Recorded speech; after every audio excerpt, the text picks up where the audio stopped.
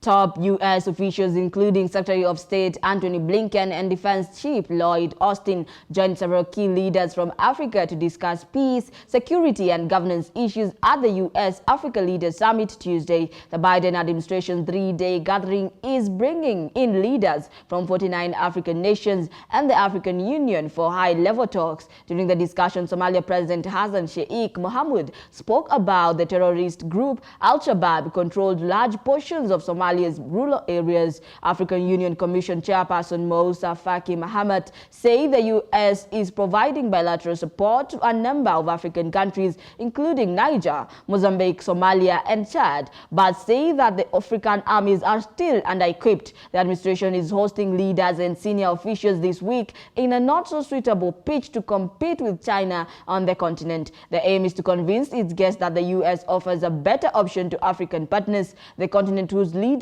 often feel they have been given short shrift by leading economies, remains crucial to global powers because of its rapidly growing population, significant natural resources, and sizable voting bloc in the United Nations.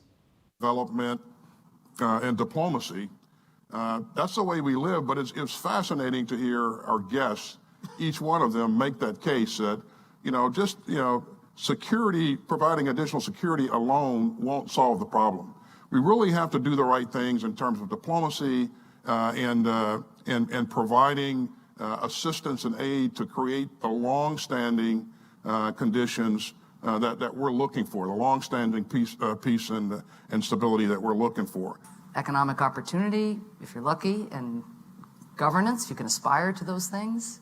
But if you don't have security, the stool is going to topple over. You can have security and hope for economic opportunity for all these young people on the continent. But if you don't have governance, it's going to make it very challenging to sustain security and economic gains over time. And so, too, there absolutely has to be an economic dividend